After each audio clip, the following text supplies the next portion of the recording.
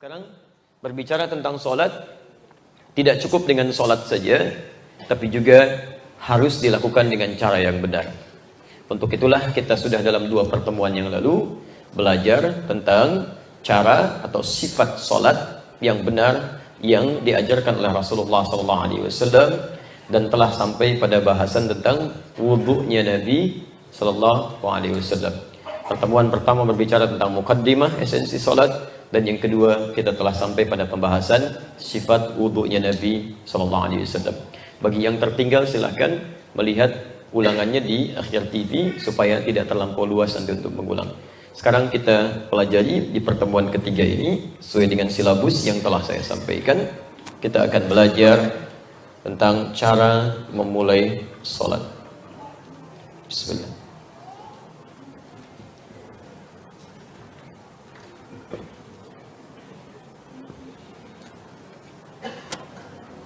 Cara memulai salat. Saya akan turunkan dulu dalil-dalilnya dalam Al-Quran dan hadis Nabi SAW sesuai dengan manhaj yang kita pelajari. Dari situ nanti baru coba kita uraikan. Bismillah. 1. Kita ambil Quran surah kedua, misal ayat 115, posisi paling kiri ke tengah agak sedikit ke bawah. Kemudian turunkan lagi di Quran surah kedua dari ayat 149 sampai ayat 150, posisi paling kanan dari tengah agak turun sedikit ke bawah. Kemudian ada kejadian, Quran surah kedua lagi, saya naikkan lagi ke atas ayat 143 sampai 144, posisi paling kiri di tengah sampai ke bawah. Saya tutup ini. Kemudian caranya 4. Quran surah ke-2 ayat ketiga saya contohkan dulu. Kemudian tulis ayat 43 dengan kalimat yang sama. Turunannya di Quran surah 29 ayat 45. Kemudian perintah penjagaannya di setiap 5 waktu. Quran surah kedua ayat 238, posisi paling kanan sebelah atas. Detailnya ada di Quran surah ke-17 ayat 78. Rincian lebihnya ada di Quran surah ke-11 ayat 114. Turunan hadisnya kita temukan satu di hadis riwayat Al-Bukhari, nomor hadis 751, 757. Redaksi yang sama ditemukan di hadis riwayat Muslim, nomor hadis 397. Kalau penomoran Anda berbeda, misalnya ya, Anda bisa cari di bab al-musi fis shalah. Ada 2 jenis penomoran hadis yang standar sekarang, ya, Muhammad Fuad bin Abdul Baqi dan Tarqimul Alami. Kalau sekiranya jenis kitabnya beda, cari bab di sini. Ini kisah seorang sahabat bernama Khalad Az-Zuraiqi. Allah. Kemudian cara berdirinya, sekarang saya berikan halaman riwayat Al-Bukhari. Kalau punya kitabnya dilihat juz kedua dengan standar tadi, nomor 468. Redaksi yang sama ada di Abu Daud. Bagian pertama 150. Kemudian turunan sikapnya kita praktek kalau masih ada waktu nanti. Temukan di hadis riwayat Abu Daud. Saya kasih nomornya lagi. Nomor hadis 666. Baik. Yang ini dari Imran bin Al-Hasan. Imam Imran bin Al-Hasan menyampaikan hadis yang nanti kita bacakan insyaallah. Ini materi kita ya. Jelas insyaallah? Belum ya? Belum saya terangkan. Tapi tulisannya bisa dibaca? Alhamdulillah, berarti sehat ya. Baik. Bismillah. Baik. Kita bacakan dulu hadis Nabi sallallahu alaihi wasallam ketika ada seorang lelaki namanya Khalad Az-Zuraiqi. Saya ambil di Al-Bukhari nomor hadis 751, 757, di hadis Muslim dengan redaksi yang sama nomor hadis 397, babul musi fis shalah. Anna rajulan dakhala al-masjid, bahwa seorang lelaki dikisahkan masuk ke dalam masjid namanya Khalad Az-Zuraiqi. Kemudian dia salat, ya wan Nabi sallallahu alaihi wasallam fi nahiyatil masjid, sedangkan Nabi sallallahu alaihi wasallam di sisi lain di masjid. Saya pernah bahasakan, datang seorang laki masuk ke masjid Nabi, sholat di samping Nabi, karena Nabi sedang duduk di samping itu, sisi yang lainnya. Kemudian setelah orang ini selesai sholat, silakan sholat lagi karena Anda belum sholat. Kisah ini sudah saya sampaikan di awal pertemuan, sampai dia mengulang sholatnya sampai 3 kali. Nabi mengucapkan kalimat yang sama, Anda sholat lagi karena Anda belum sholat. Dia berkata, ya Rasulullah, mausinul ghairah, ya Rasulullah, saya nggak bisa lebih baik daripada ini. Alimni, tolong ajarkan saya. Ini poinnya. Ya, maka diajarkan oleh Nabi SAW. Tolong lihat betul runtutan kisah ini ya. Ada orang sholat, sahabat Nabi, di zaman Nabi, di masjid Nabi, di samping Nabi. Cara sholat dia tidak sepenuhnya seperti yang diajarkan oleh Nabi. Dari mana taunya? Dari kalimat beliau, tolong ajarkan saya. Ini menunjukkan orang ini belum belajar sepenuhnya dari Nabi.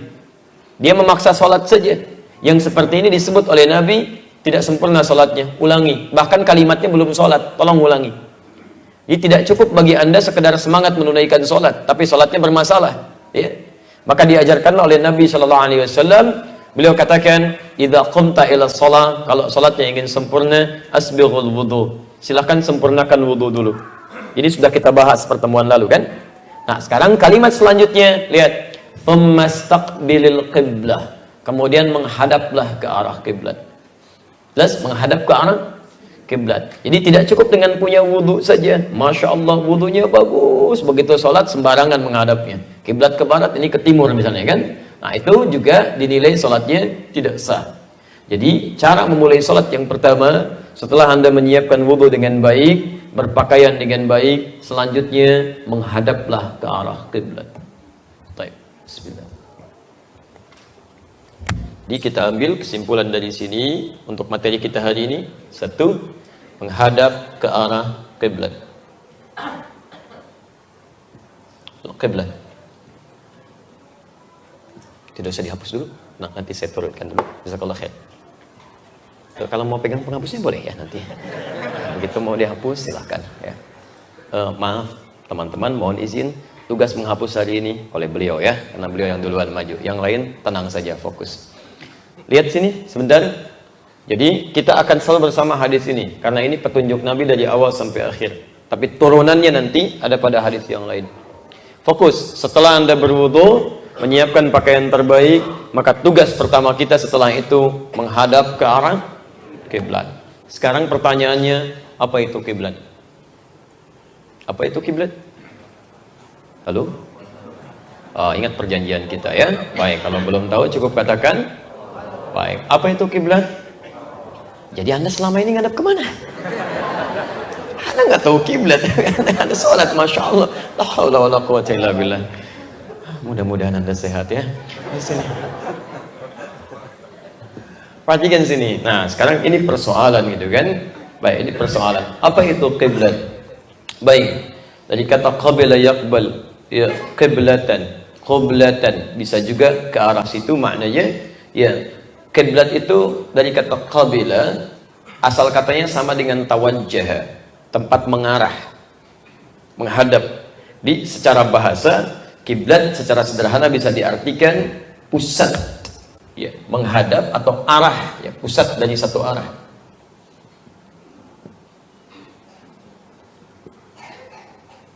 Pusat atau dari satu arah yang dituju. Ini. Jadi Anda dari manapun datangnya, misalnya ada dari pintu kanan, pintu kiri, depan, belakang, tapi punya tujuan yang sama ke satu tempat. Itu secara bahasa disebut dengan kiblat. Dari manapun arahnya.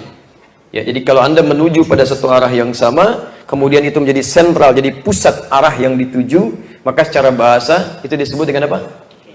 Kiblat. Nah, ini kalimat Nabi tsumma istaqbilul qiblah, kemudian menghadaplah Anda ke arah kiblat, memberikan kesan bahwa dalam sholat kita memiliki satu pusat yang sama yang harus dituju, satu sentral, gak boleh beda. Awas, hati-hati. Nabi saja yang paling soleh, Rasul, menghadap ke arah sentral ini. Anda Nabi bukan, Rasul bukan, tidak sesoleh Nabi, pengen mencari yang lain. Nah, mungkin di situ ada yang harus diperbaiki. Karena itu, ketika disebutkan kalimat dengan menggunakan kiblat, ini menunjukkan kesan bahwa setiap orang yang sholat, arahnya mesti terpusat pada sentral yang sama. Jelas di sini? Baik. Dan ingat, kalimat kiblat di sini, kalimatnya tidak menggunakan kalimat ma'bad. Ya, awas. Apalagi menggunakan kalimat misalnya Rabb, menunjuk pada Tuhan. Ya. Tapi menunjuk kepada arah. Ini menunjukkan kesan bahwa hati-hati, yang diinginkan dengan kiblat ini itu bukan objek sesembahan, tapi arah sesembahan kita, arah ibadah kita. Jadi nanti jangan diartikan kalau kita kemudian menghadap ke satu kiblat, lalu Anda tafsirkan kiblat itu Tuhan kita yang kita sembah. Itu keliru. Sama dan punya keharmonisan yang sama dalam menunaikan ibadahnya. Ini secara bahasa juga menunjukkan diksi yang sangat tepat. Ya, pemilihan kata yang sangat sesuai, yang mengesankan bahwa kiblat ini bukan objek ibadah, ya, melainkan arah, ya, atau pusat yang kita tuju dalam hal menyembah Allah Subhanahu wa Ta'ala. Jelas di sini? Awas, nanti di akhir saya ingin tunjukkan bahwa ada orang nanti yang mempersoalkan, umat Islam kok nyembahnya batu, nggak ada bedanya dengan yang lain. Yang lain nyembah batu juga, ini nyembah batu juga. Kita bisa jawab, ya, nggak pernah di Quran disebutkan kita menyembah batu. Oke, yang disebutkan kiblat itu hanya arah saja untuk kita memohon kepada Allah Subhanahu wa Ta'ala. Paham sampai sini? Baik. Kalau sudah paham, sekarang perhatikan. Pertanyaannya, apa kiblat ini atau arah ini secara spesifik, ya, yang menjadikan kita saat ibadah semua mesti terarah ke arah yang dimaksudkan. Tayyib, mari kita lihat dulu teori dasarnya di Quran surah ke-2 Al-Baqarah. Ini ayat 149 sampai 150. Sebelum sampai ke sini, saya ingin Anda buka dulu ayat sebelumnya, yang ayat 143 sampai 144. Posisi paling kiri di tengah sampai dengan ke bawah.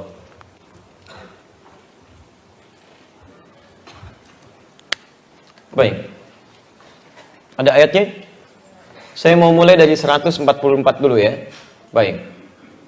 Perhatikan kalimatnya. Bismillah. Quran surah kedua Al-Baqarah ayat 144. Qad nara taqalluba wajhika fis sama' falanuwalliyannaka qiblatan tardaha. Ada ayatnya? Fawalli wajhaka syatran al-masjidil haram. Tayyib. Qad nara taqalluba wajhika fis sama'. Sungguh kami selalu mengamati. Qad dengan fi'il mudhari diartikan selalu, dari awal proses sampai terus itu berjalan. Ya.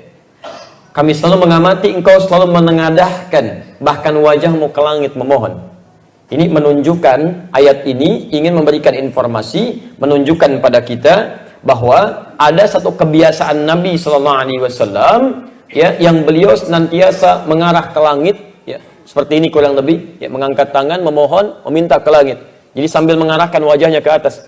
Ya, makanya bahasa Qur'annya, qad nara taqalluba wajhika fis sama'. Taqallub itu naik turun begini. Kadang minta lagi, kadang turun lagi. Kadang minta lagi, kadang turun lagi. Berharap, gitu kan? Bermohon. Nah, apa yang Nabi mohonkan di sini? Di sini muncul kisahnya. Jadi sebelum Nabi SAW hijrah ke Madinah, setahun sebelum hijrah, turun perintah sholat. Itu kiblatnya masih mengarah ke Al-Masjidil Aqsa, Masjidil Aqsa di Palestina. Kemudian sampai hijrah ke Madinah pun, tahun pertama, tahun kedua itu masih mengarah ke Masjid Al-Aqsa. Tayyib. Maka mulai setelah itu, ketika beliau dalam kesempatan berkunjung ke rumah Ummul Bashar, ya, lalu menunaikan salat, tiba waktu salat, disebutkan dalam riwayat salat zuhur. Tayyib. Ada riwayat lain menyebutkan salat subuh. Maka saat menunaikan salat itu di pertengahan, turunlah kemudian ayat ini, Al-Baqarah 144 tadi. Jadi saat menghadap ke arah Masjid Al-Aqsa, kurang lebih seperti ini misalnya, turun ayat tadi. Qad nara taqalluba wajhika fis sama. Kami sering perhatikan bahwa engkau sering berharap, memohon, yang menengadahkan wajahmu ke langit meminta supaya kiblat dialihkan ke Masjidil Haram. Fawalli wajhaka syatral Masjidil Haram. Mulai saat ini palingkanlah kiblatmu ke arah Masjidil Haram. Maka dari situlah dengan turunnya ayat ini berputar Nabi 180 derajat begini dan makmum di belakang ikut berputar ke belakang seperti ini. Jelas? Saya ulang. Dengan turunnya ini, Quran surah kedua Al-Baqarah 144, kemudian Nabi berputar seperti ini ke arah Al-Masjidil Haram 180 derajat. Sahabat yang di sini ikut berputar ke sini 180 derajat. Paham sampai sini? Baik. Pertama, saya ingin tunjukkan dulu kepada Anda. Yang berdoa tadi siapa? Nabi SAW. Nabi orang takwa bukan? Takwa. Dijamin masuk surga? Dekat dengan Allah? Baik. Tadi Nabi berdoa meminta kiblat dialihkan ke Masjidil Haram. Berapa tahun dikabulkan doanya? 3 tahun. 3 tahun. Apa Nabi mengeluh? Tidak. Masya Allah. Apa Nabi kemudian putus asa? Tidak. Beliau tetap biasa saja berharap kepada Allah, mohon lagi meningkatkan takwa. Nabi, Rasul, manusia paling takwa, jelas surganya dekat dengan Allah. Memohon kepada Allah dikabulkan 3 tahun kemudian. Tidak menyerah, tidak putus asa, tidak marah, dan tidak pesimis. Anda Nabi bukan. Ya Masya Allah. Takwa tidak setakwa Nabi. Surga belum jelas sampai dengan pagi ini. Amalan masih berantakan. Minta sama Allah, sudah mintanya maksa, pengen cepat dikabulin. Masya Allah. 3 hari belum dikabulkan, sudah marah-marah. Ya Allah, saya sudah tahajud, saya sudah puasa, saya sudah baca Quran. Kurang apa lagi ya Allah? Masih banyak kurangnya. Tahajud baru 2 rakaat, witir 1, baca Quran baru 2 ayat, puasa pun baru setengah hari udah buka. Pengen dikabulkan, ayo tambah lagi, tambah lagi, tambah lagi. Demikian adanya, gitu kan? Jadi ada beberapa hal yang kita mesti belajar, tidak hanya hukum fikihnya, tapi bagaimana proses untuk melahirkan itu. Kadang-kadang sifat doa itu, di antara pengabulannya, Allah akan kabulkan saat kita siap menerimanya. Di antaranya demikian. Allah hanya memberikan apa yang kita butuhkan, bukan apa yang kita inginkan. Kadang-kadang bahkan mengganti keinginan kita dengan kebutuhan kita. Disitulah penting kita belajar fikih doa sebelum kita memohon, supaya saat dikabulkan kita tidak kaget. Minta anak laki-laki, keluar perempuan. Minta perempuan, keluar laki-laki. Kaget lagi gitu kan? Itu wajar. Tapi yang tidak wajar menyesali apa yang telah diberikan. Tidak, ada yang terbaik yang harus kita pelajari. Paham sampai sini? Baik, itu bagian yang pertama. Yang kedua, kita dapatkan kalimat dari ayat ini, fawalli wajhaka syatral Masjidil Haram. Maka mulai saat ini hadapkanlah kemudian arahmu, kiblatmu, kan? Kalimatnya tidak menggunakan kalimat Masjidil Haram, tapi syatral Masjidil Haram. Syatral Masjidil Haram. Syatral. Syatral Masjidil Haram. Baik. Fokus betul ya. Fawalli wajhaka syatral Masjidil Haram. Baik. Masjidil Haram, Al-Masjidil Haram sudah jelas. Kita sudah paham di sini ya. Tidak perlu banyak ditafsirkan.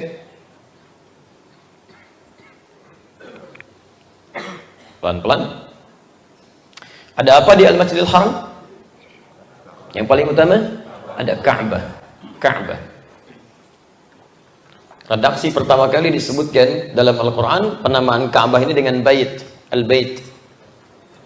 Quran surah ke-3 Ali Imran dari ayat 96 sampai 97 itu. Ya, inna awwala baitin wudi'a lin-nas, bait. Jadi kalau disebutkan Al-Bait, ya, yang terkait dengan Al-Masjidil Haram itu yang dimaksud Ka'bah. Jelas di sini? Baik, pelan-pelan fokus. Saya ulang sebentar. Turun ayat, fawalli wajhaka syatral Masjidil Haram, maka arahkan salatmu, kiblatmu ke arah syatral Masjidil Haram. Saya mulai kupas yang ini dulu ya. Ini sudah diketahui Al-Masjidil Haram yang adanya di Mekah. Ya, saya turunkan beberapa kalimatnya. Maaf, saya dulu yang hapus ya. Anda tahan dulu sebentar. Nanti yang ini Anda insya Allah. Baik, sebentar. Biar agak cepat. Lihat, saya turunkan sebentar. Al-Masjidil Haram. Baik. Tempatnya ada di mana? Di Mekah, baik ya. Fokus pelan-pelan di Mekah Al-Mukarramah, 1. Baik. Turunkan lagi, di dalamnya ada apa? Ka'bah, ini ya, Ka'bah. Ka'bah disebut dengan apa? Al-Bait salah satunya. Al-Bait. Nah, sekarang yuk kita turunkan sebentar. Kita diminta mengarah ke arah Al-Masjidil Haram. Sekarang kalau kita ada di dalam Al-Masjidil Haram, mengarahnya mau kemana?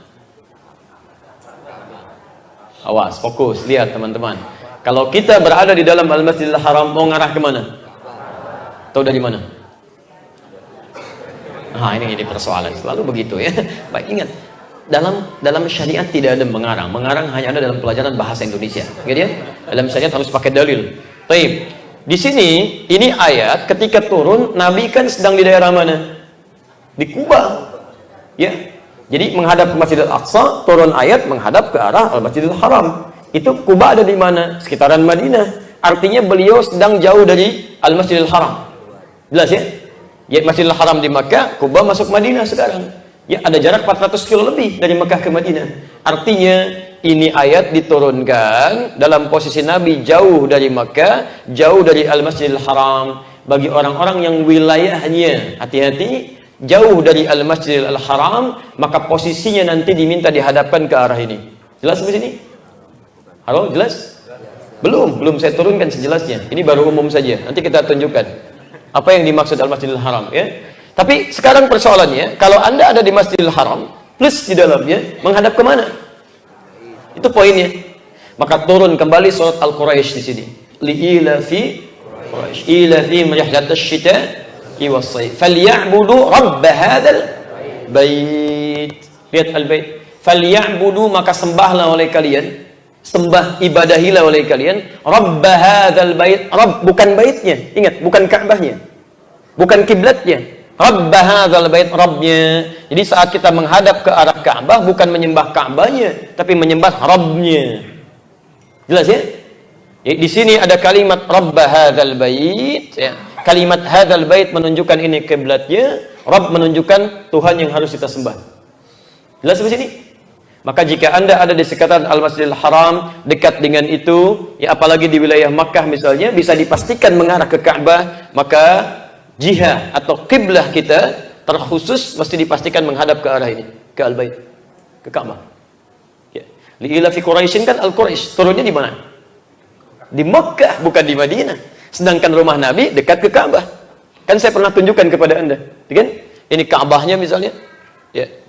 Teman-teman yang ikut umrah pernah saya tunjukkan bahkan rumahnya. Anda keluar tarik garis jajar, ini Hajar Aswad, tarik ke sini, ini Bukit Safa, tarik ke sini lurus terus, ada Babus Salam di sini. Kemudian naik sedikit tangga ke atas, ya, ada eskalator sebelah sininya, tarik garis lurus, ini rumah Nabi. Ini Jabal Qubais, Istana Raja di sini. Yang di sini Zam-Zam, sekarang Menara Zam-Zam.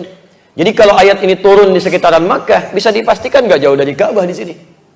Di begitu turun menyebut kalimat orang-orang Quraisy yang terbiasa beraktivitas berniaga, ya Allah telah berikan anugerah kepada kalian, diberikan ketenangan, diberikan makanan kebutuhan. Sekarang syukuri itu semua dengan menyembah Rabb hadzal bait. Sembah Allah dengan menghadap ke arah Ka'bah Al-Bait. Turunnya di mana? Di Mekah. Areanya mana? Dekat Ka'bah. Jadi wajar kalau kalimatnya tidak menggunakan Al-Masjidil Haram, tapi menggunakan kalimat Al-Bait. Paham sampai sini? Jadi kalau Anda tepat berada di sekitaran Ka'bah, area Al-Masjidil Haram, maka harus Anda pastikan salat Anda menghadap ke arah Ka'bah. Karena itu Anda akan temukan garis-garis langsung yang akan digaris, seluruhnya menghadap ke sini. Anda ada di manapun, ada sisi ini, hadapnya akan ke sini. Sisi di sini begini, sisi di sini begini. Sampai bahkan ke area rumah Nabi SAW dulu, yang diduga oleh para sejarawan di situ Nabi dilahirkan. Ini penting saya sampaikan, karena ada beberapa orang yang ketika sampai ke Mekah, Masya Allah, itu sampai salah kiblat, Pak. Betul, Bu. Ya. Kami saat mengajak beberapa teman kunjungan ke tempat yang diduga Nabi dilahirkan di situ, Maulid An-Nabawi, sekarang disebut Al-Maktabah Qadimah, ya, perpustakaan yang dulu, ya, disamarkan tempatnya supaya tidak dikultuskan. Itu terakhir bahkan kami ke sana, ya, itu sempat kita foto, ada gambar di dindingnya begini. Ada tulisan orang ruku dan sujud, ya, kemudian dicoret begini. Ditulis pakai bahasa Arab, bahasa Inggris, bahasa Urdu, dan bahasa Indonesia. Jangan sholat menghadap ke sini. Kenapa menggunakan kalimat bahasa Indonesia? Patut diduga ada orang Indonesia yang salah juga gitu. Ya. Kalau nggak ada, nggak akan ada tulisannya. Ya. Nggak ada bahasa Jepang di situ, nggak ada bahasa Cina gitu kan. Yang ada bahasa Indonesia. Baik, salah satunya. Itu artinya sampai yang ke Mekah pun masih salah kiblat juga. Sholat ngadep ke situ gitu kan. Sudah keliru gitu ya. Nggak setiap benda mesti kemudian kita sholati, tidak begitu. Jelas di sini? Baik, jadi pastikan ketika Anda berada di sekitaran Ka'bah, maka kiblatnya tidak ada tawar-menawar di sini. Posisinya harus langsung kepada Ka'bah Al-Musyarrafah. Jelas? Baik. Sekarang jika areanya di luar itu, awas hati-hati. Li'ila fi Quraisy, turunnya sekitaran Mekah. Mekah ada di mana? Sekarang wilayah Saudi. Tapi Saudi kan luas. Ada di Riyadh juga, kan? Ada di Jeddah juga, kan? Ya, ada Damam dan sebagainya, wilayah sekitaran Jeddah ke sana. Cukup luas. Ya, apa kemudian setiap Anda tarik garis dari Ka'bah menjauh, setiap orang yang kemudian akan sholat bisa persis menghadap Ka'bah? Ka'bah sebesar apa gitu kan? Semakin Anda tarik, apalagi semakin jauh sampai ke Merauke, bukan hanya Maroko, tarik ke Maroko, tarik lagi sampai Merauke, kan Masya Allah, sampai ke Sabang sana. Begitu Anda semakin tarik semakin jauh, tidak mudah memastikan salat Anda persis menghadap kepada Ka'bah itu. Ya, dengan barangkali volume atau bentuk yang belum bisa mewakili semua jihad, persis harus menghadap ke situ, belum tentu pas itu. Ya. Maka bagaimana ayat Quran melukiskannya? Ini menggunakan kata syatral masjidil haram. Gunakan area yang lebih luas lagi. Yang jika salah satunya sudah mulai menuju kepada sisi itu, maka sudah dipandang sah menghadap ke arah kiblat. Walaupun tidak pas menuju Ka'bahnya. Tapi area ini yang mendapatkan area dari karisma Ka'bah dan area spiritual menyebar di dalamnya, maka dipandang oleh Al-Quran, bahkan disebutkan nasnya sebagai dalil, Anda walaupun masjidnya atau posisi Anda hanya menghadap ke area sedikit Masjidil Haram, maka sudah pas dipandang menghadap ke arah Ka'bah atau ke arah kiblat. Jelas? Alhamdulillah. Nah, sekarang perhatikan syatrun. Syatrun itu artinya garis yang dibuat pada asalnya. Silakan Mas. Ya, garis yang dibuat. Jadi kalau saya buat seperti ini, dalam orang Arab mengatakan syatr. Syatr. Ini nuqtah. Ini fasilah. Ini nuqtatain atau syarihah. Ya, titik 2, kan? Kalau titik 3 apa istilahnya? Enggak ada, enggak usah ngarang ya, enggak usah ngarang. Baik, jadi ini nuqtah, fasilah, syarihah atau nuqtatain, ini syatr. Ya, garis yang dibuat yang menyambungkan satu titik dengan titik yang lainnya. Ini Masya Allah, saking jelinya diksi dalam Al-Quran. Ini seakan-akan ingin menggambarkan kepada Anda, kalau Anda ingin sholat di posisi Anda, baik di masjid, di rumah dan sebagainya, silahkan dengan pengetahuan yang Anda bisa pelajari, bisa Anda dapati, tarik garis ya sampai menuju ke arah Al-Masjidil Haram. Ya, minimal masuk ke bagian areanya. Ya, sudah nyentuh ke arah sedikit, misalnya ini kena, ini sudah menghadap ke arah kiblat. Jelas? Baik, tidak harus pas ke tengah-tengah Ka'bah. Pas, alhamdulillah. Ya, tidak pas, geser dikit, sepanjang masih di area ini, masih bagian dapat dari kalimat itu. Ya. Bahkan nanti para ulama dalam pembahasan nanti Syekh As-Sabuni, ya, As-Sabuni punya kitab namanya Rawa'i'ul Bayan. Muhammad Ali As-Sabuni namanya. Rawa'i'ul Bayan fi tafsir ayatil ahkam. Fi tafsir ayatil ahkam. Disingkat jadi tafsir ayat ahkam. Ini saya menduga bahwa ini termasuk kitab yang sangat baik dalam persoalan ayat hukum. Jadi semua ayat hukum dalam Quran dikeluarkan oleh beliau, dikupas tuntas dari segi bahasanya, segi hukumnya dan pendapat para ulamanya. Ya. Ketika menerangkan ayat ini, ya, beliau menjelaskan bahwa bahkan para ulama memberikan keluasan lagi berdasar hadis-hadis Nabi sallallahu alaihi wasallam dan ayat-ayat Al-Quran. Kalau orang semakin jauh dan kesulitan menghadap ke arah Al-Masjidil Haram, maka dia paling minimal bisa menghadap ke arah Al-Haram. Al-Haram, batas suci, ya, yang menjadi batas di sekitaran Makkah itu. Jadi kalau antum masuk ke area Makkah kan ada hududul haram namanya, batas haram. Di situ sudah mulai bertalbiyah kan? Labbaik Allahumma labbaik, labbaik Allahumma labbaik. Kalau berihram. Kalau tidak, Anda mulai berdoa, ya kan? Mulai berdoa memohon kepada Allah Subhanahu wa taala, ya Allahumma inna hadzal haram haramuka, gitu kan? Ya Allah, ini haram adalah batasmu. Faharim lana syu'urana, maka mohon haramkan ya Allah kulit kami, haramkan ya Allah rambut kami, haramkan ya Allah daging kami, haramkan fisik kami ya Allah dari neraka. Maksud jangan sentuh dari neraka ketika kami masuk ke sini. Paham sampai sini? Nah, jadi Saya cepat simpulkan, kalau Anda ingin menunaikan salat, menghadaplah ke arah kiblat. Kalau dekat Ka'bah, pastikan menghadap ke arah Ka'bah. Kalau keluar dari area Ka'bah, area Al-Haram, minimal Anda menghadap ke arah Masjid Al-Haram. Kalau semakin jauh lagi, terlampau sulit menghadap ke sini, sulit dipastikan, maka minimal ke area Al-Haram. Jelas? Di luar ini tidak sah salatnya. Ya. Coba dicek lagi ya. Jangan-jangan kita menduga selama ini menghadap ke arah Al-Haram, tapi Masya Allah jauh sampai ke Manchester sana misalnya. Ya, itu kelebihan.